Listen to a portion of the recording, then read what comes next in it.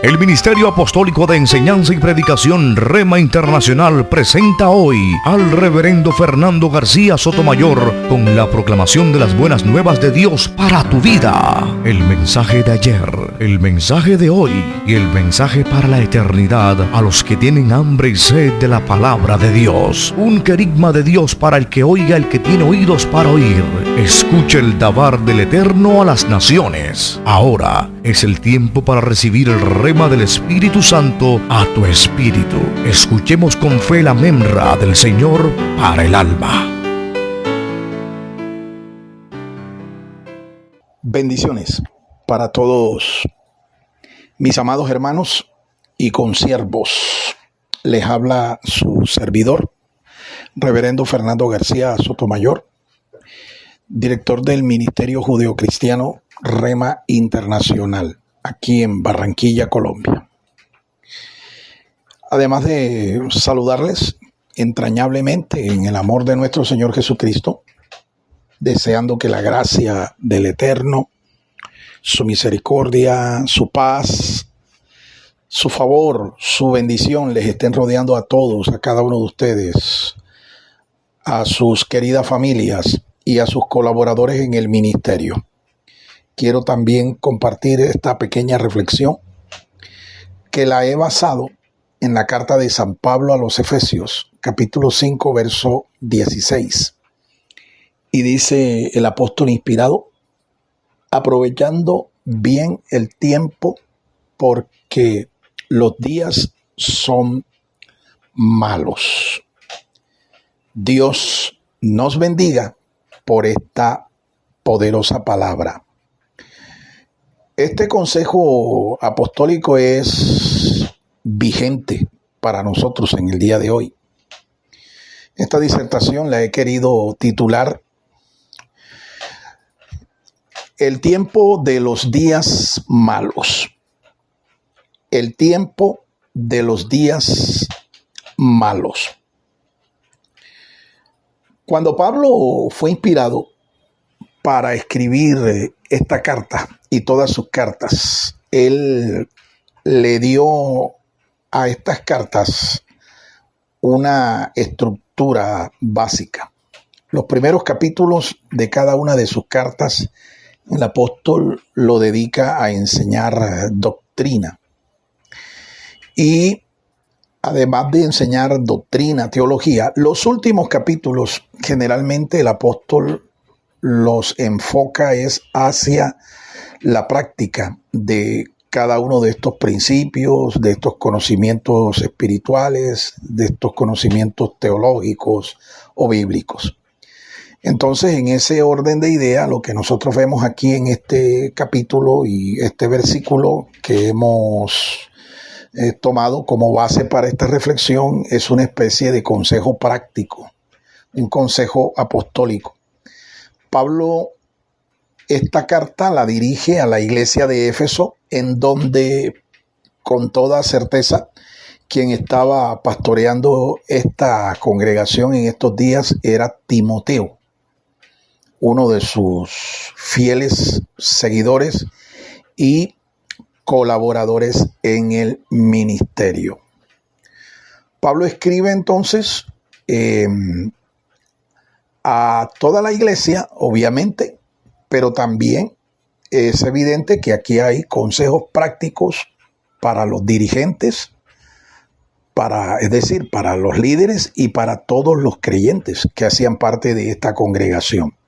Y que por analogía nosotros sabemos que esto tiene que ver también con nosotros, con la iglesia en el día de hoy. Haciendo una semblanza histórica de la ciudad de Éfeso y la congregación que aquí fundó el apóstol Pablo, nosotros vemos que Éfeso era una ciudad altamente pagana, altamente idólatra. En Éfeso se construyó el famoso templo de Artemisa, la diosa Diana, ¿sí?, según nuestra traducción, de los efesios. Una divinidad que era adorada plenamente en esta ciudad, en esta comunidad. Así que en medio de esta oposición espiritual, el apóstol Pablo funda una iglesia a la que él mismo instruyó por más de 2 años. Más de 2 años duró el apóstol Pablo instruyendo a esta iglesia. En esta comunidad deja a Timoteo, ¿sí? Como su pastor principal por un tiempo, ¿sí? Hasta que después que Timoteo ejerce su ministerio aproximadamente por unos 30 años, aproximadamente, Timoteo es torturado, según la tradición cristiana. Timoteo es torturado precisamente por oponerse a una procesión que adoraba a la diosa Diana o Artemisa de los Efesios. Una turba violenta lo lapidó, lo mató a pedradas. Muerto Timoteo, entonces asume el pastorado de la iglesia aproximadamente desde el año 96, 97, lo asume Onésimo, aquel varón que era esclavo y que después el apóstol Pablo restauró y envió allá a la iglesia con una carta a su discípulo Filemón para que lo perdonara y lo restituyera, ¿sí?, a la comunión fraternal de todos los creyentes, de todos los cristianos. La tradición histórica dice que fue Onésimo, el pastor que sucedió a Timoteo en Éfeso. De modo que miren lo importante de nosotros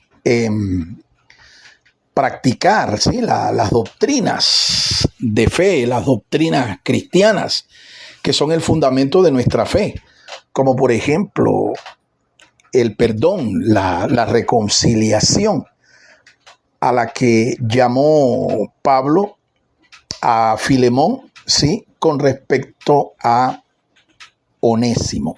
Así que Onésimo llegó a ser, en honor a su nombre, un hombre muy útil en el ministerio de la iglesia.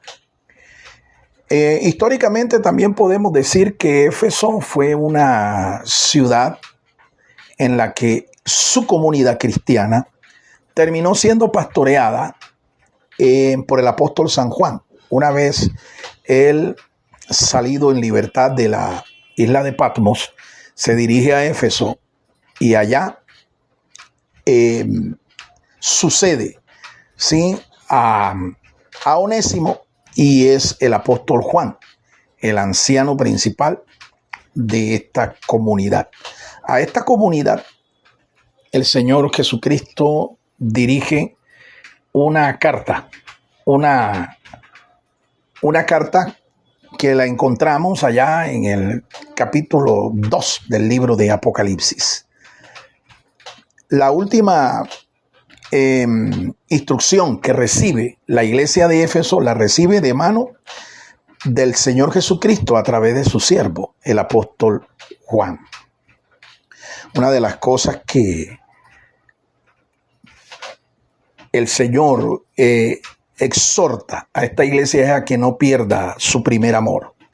Y al parecer, finalmente, esta iglesia sí perdió el primer amor, perdió su lugar, y hoy en día no existe una comunidad cristiana en esta ciudad, porque aún la misma ciudad fue destruida. Sí, finalmente fue destruida por los islámicos, por los maometanos, después del siglo VII de nuestra era cristiana.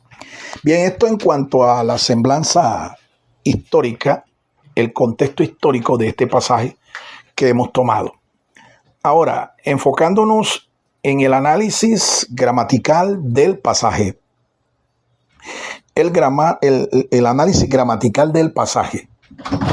Es importante que nosotros entendamos desde este punto de vista cuál es el significado de estas palabras, aprovechando bien el tiempo, porque los días son malos. El vocablo tiempo que se usa aquí, no se refiere al tiempo cronológico, sino al tiempo de Dios, el que en griego se dice el kairos de Dios, el kairos de Dios. Y aquí entonces hay algo importante que hay que entender. Dios tiene un diseño, ¿sí?, del tiempo. Dios tiene un cronograma, por así decirlo, pero que no está sujeto a nuestro tiempo cronológico aquí en la tierra. Los días, dice, son malos.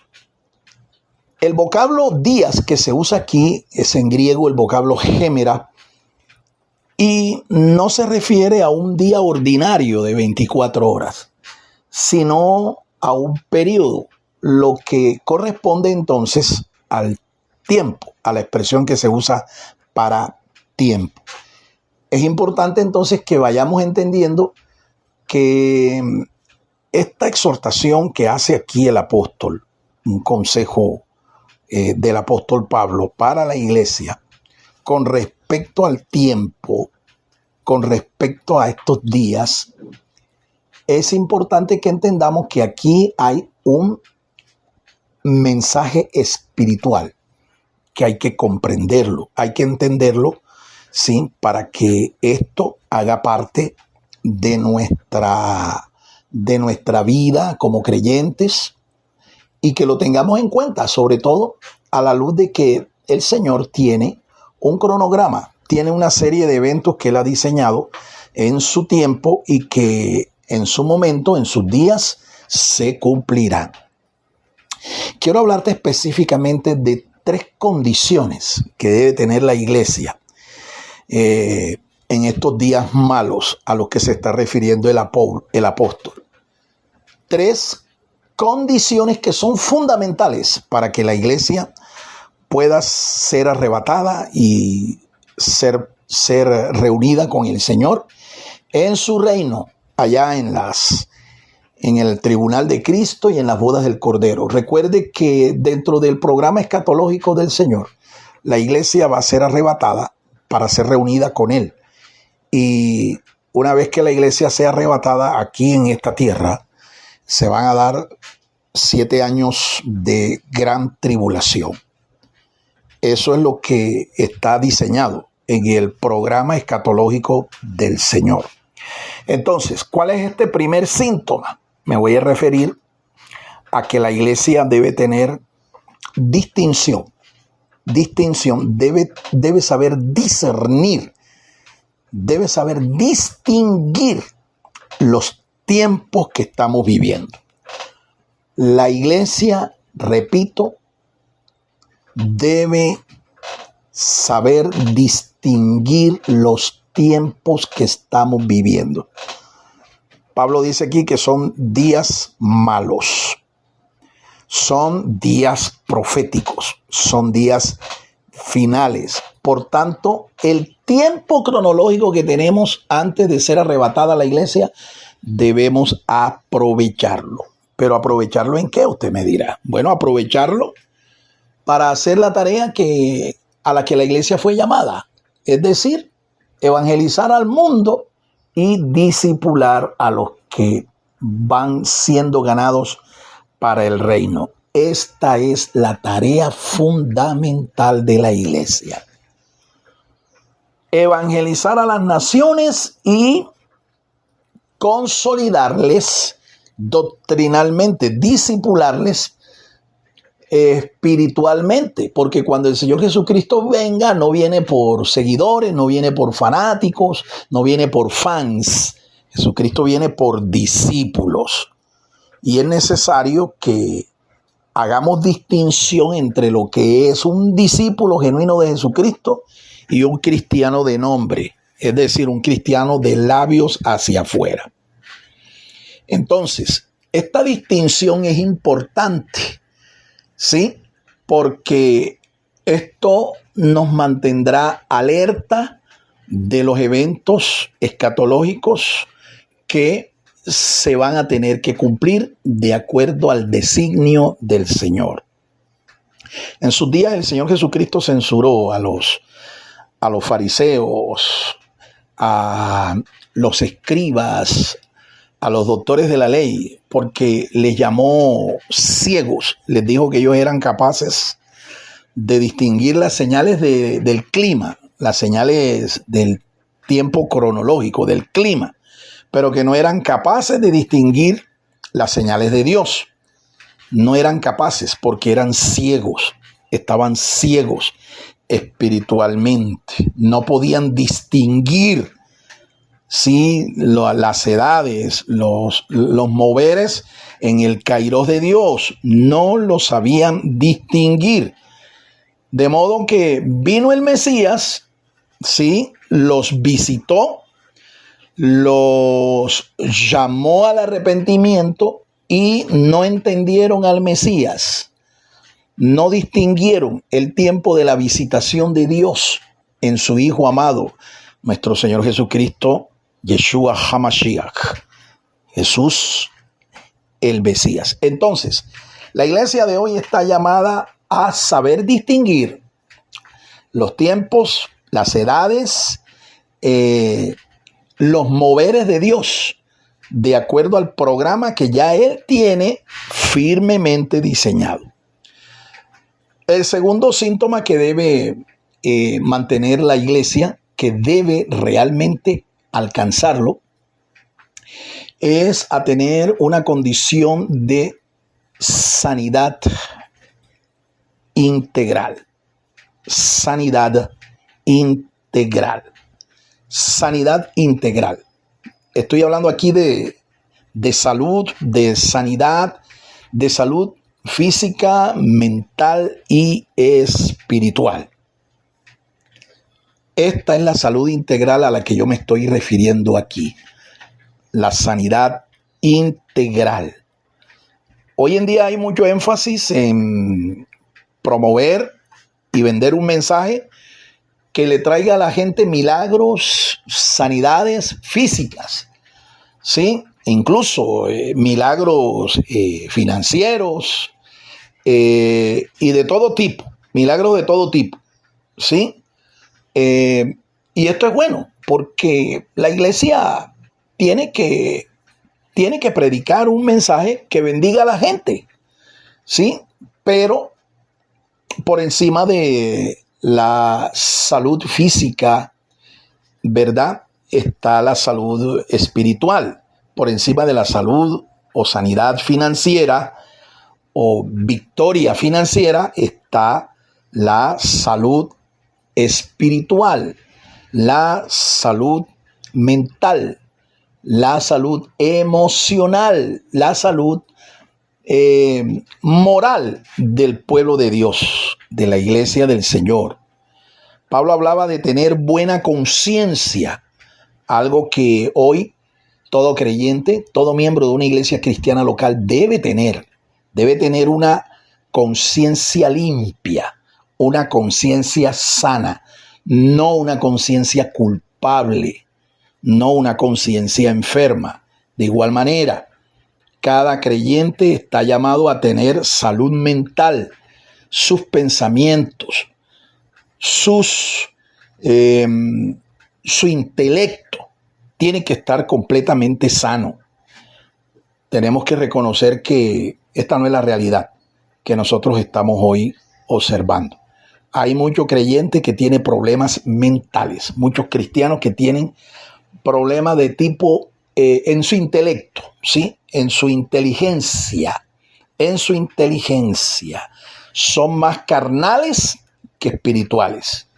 Y a propósito, hablando de salud, de la inteligencia, del intelecto, el apóstol Pablo también habla de esto y dice que un creyente debe tener inteligencia espiritual, ¿sí? De esto vamos a hablar un poco más adelante, ¿sí? Pero cuando una persona tiene salud mental, tiene salud intelectual, pues esta persona es evidente que actuará como una persona espiritualmente inteligente.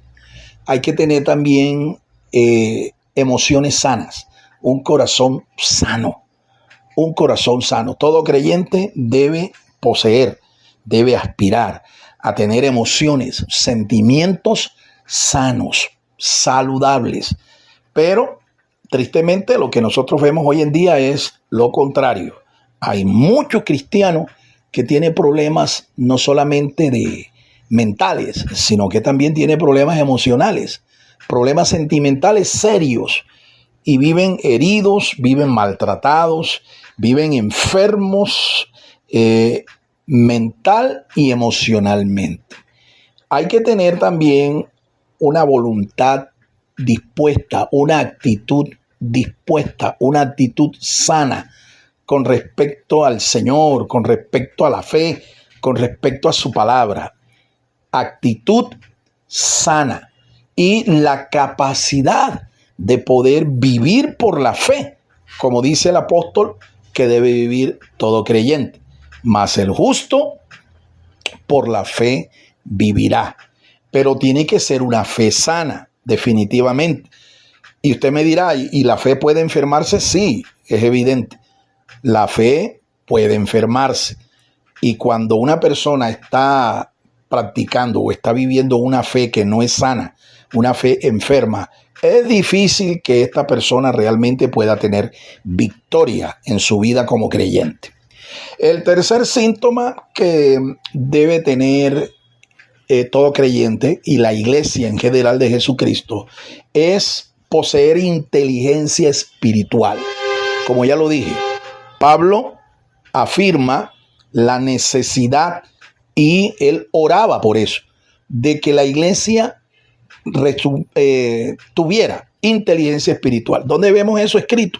Allá en Colosenses, capítulo 1, verso 9, Pablo oraba a Dios para que los hermanos de la iglesia de Colosa, y por extensión, por analogía, a toda la iglesia cristiana, Pablo oraba para que tuvieran el conocimiento de la voluntad de Dios y tuvieran también inteligencia espiritual.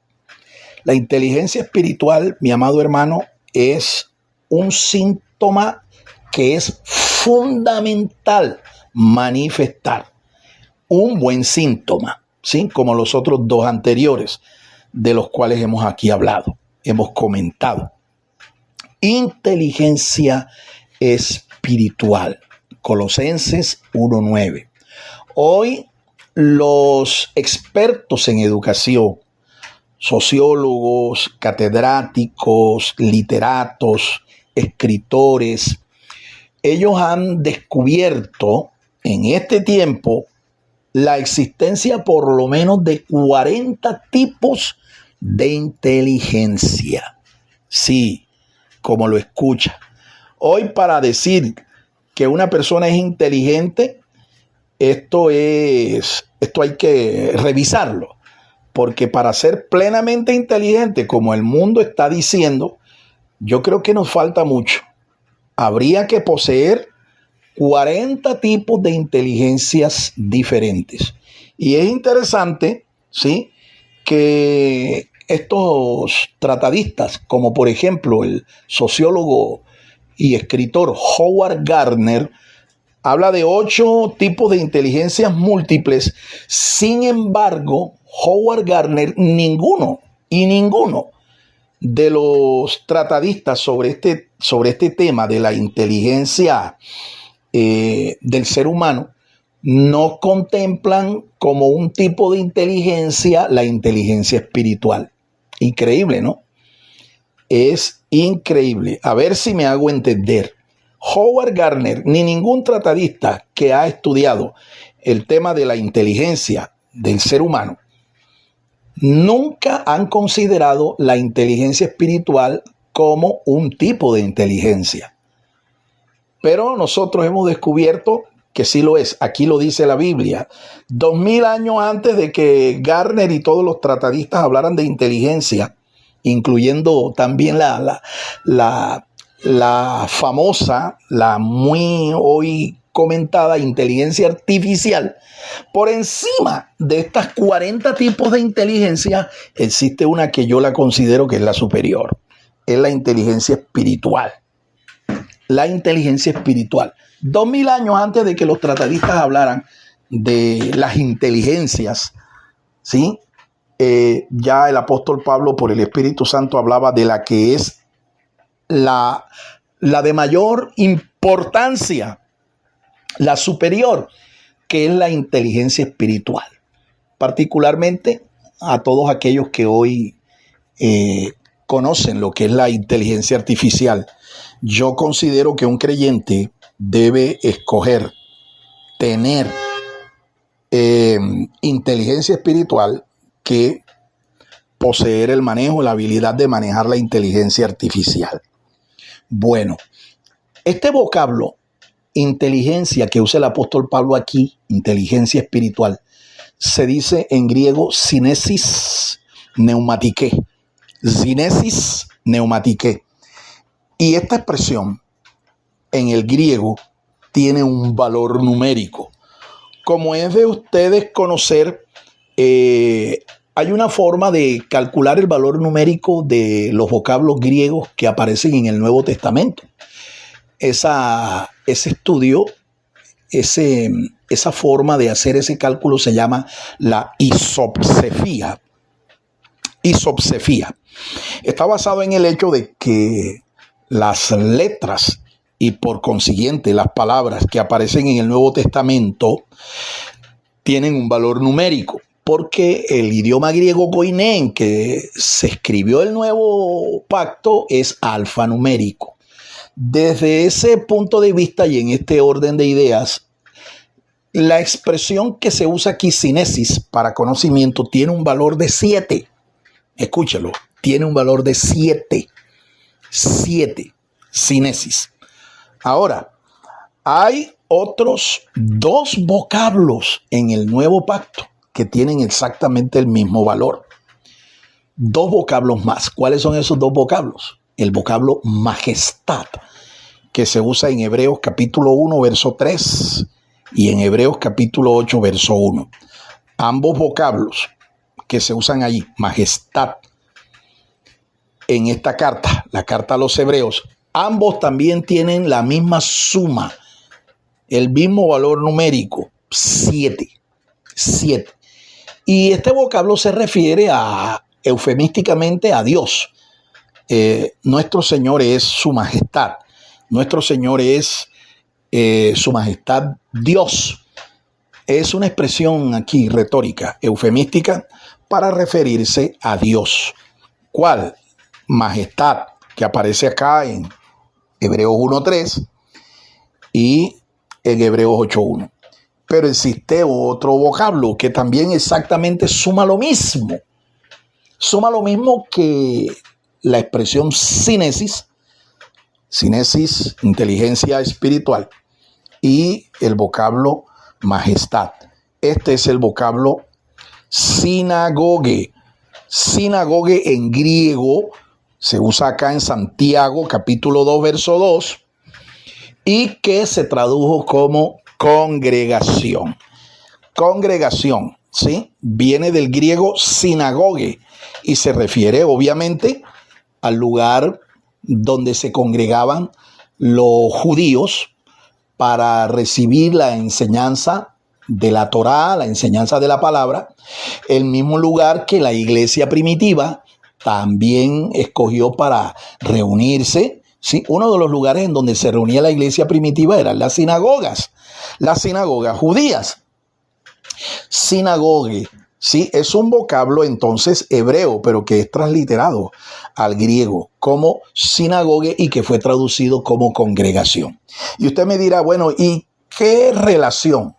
¿Qué importancia tiene el hecho de que los vocablos majestad, congregación o inteligencia tengan exactamente el mismo valor?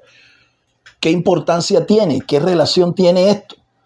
¿Qué importa esto para nosotros? Y le digo que de entrada usted tiene que saber que ambos, los tres términos que he mencionado tienen el sello de la perfección divina. Porque usted debe recordar, sin tanto tener conocimiento exegético ni numerológico, usted tiene que saber que el 7 es el número de la perfección divina. 7 es el número de Dios. Entonces ahí está la primera razón por la cual esto se debe considerar como algo importante. Sí, estoy hablando de que la iglesia de Jesucristo, la iglesia de este tiempo, debe manifestar este síntoma. ¿Cuál? Inteligencia espiritual. Y quiero mostrar la relación que existe entre esta expresión y las expresiones sinagoga o congregación y el vocablo majestad. Mi amado hermano, nosotros podemos ver que cuando un vocablo tiene exactamente el mismo valor de otro, ahí hay una conexión espiritual. Ahí hay un mensaje espiritual que nosotros tenemos que descubrirlo, haciendo lo que se llama una inferencia teológica a partir del valor numérico de estas expresiones. Yo puedo afirmarte lo siguiente, como un principio espiritual. Solo aquellos que tienen inteligencia espiritual son capaces de discernir la majestad, la grandeza de Dios en su casa, en su congregación, en su casa. Para los primeros cristianos, la sinagoga era la casa de Dios. Ellos le llamaban también el Bet HaMidrash, la casa de la enseñanza, la casa de la instrucción. El lugar donde ellos recibían instrucción de la palabra del Señor. Entonces, te reitero, solo aquellos que tienen inteligencia espiritual pueden discernir la majestad, la grandeza de nuestro Dios en su casa, estando en su casa. Recuerdo que está escrito en Hebreos 10:25 que nosotros los creyentes, los cristianos, no debemos dejar de congregarnos como algunos tienen por costumbre. Entre tanto que vemos que el día del Señor se acerca. Mi amado hermano, para concluir, los días que estamos viviendo son días finales, son días malos, son días proféticos. Por eso es importante que la iglesia manifieste estos tres síntomas que he mencionado. Uno, la capacidad de distinguir los tiempos, no los tiempos nuestros, ¿sí? No los tiempos del clima, de las estaciones, no. Los tiempos espirituales, los tiempos proféticos. Dos, que la iglesia tenga sanidad integral. Una iglesia enferma no está en capacidad de ser arrebatada para reunirse con el Señor. Pero una iglesia saludable en todas estas áreas que he mencionado, esa sí está lista, está preparada para su encuentro con el Señor. Y por último, debe tener inteligencia espiritual. Este síntoma es, como quien dice, una condición sine qua non para que el Señor realmente en su inmenso poder y por su gracia, pues nos levante de esta tierra, nos arrebate para estar con Él. Dios lo bendiga, Dios lo guarde. Shalom, Ubrajá, Adonai, paz y bendición del Señor. Espero sus comentarios. Puede hacerlos a través de este WhatsApp en mi WhatsApp personal, o puede hacerlos también sus comentarios en el canal en donde está publicada esta disertación, Rema-Al Medio TV Net. Suscríbete, hazte un suscriptor, es completamente gratis y disponga de todo este arsenal, de toda esta artillería que tenemos aquí publicada en este canal. Más de 600 disertaciones puestas a su disposición y completamente gratis. Dios los guarde, Dios los bendiga y hasta nuestra próxima oportunidad. Bendiciones. El Ministerio Apostólico Rema Internacional pone a disposición esta predicación. Ofrecemos ministración a simposios, seminarios, campañas evangelísticas, educación globalizada sana y de carácter interdenominacional. Escríbanos a ministerio-rema-internacional@gmail.com o llámenos al celular 316-270-7181.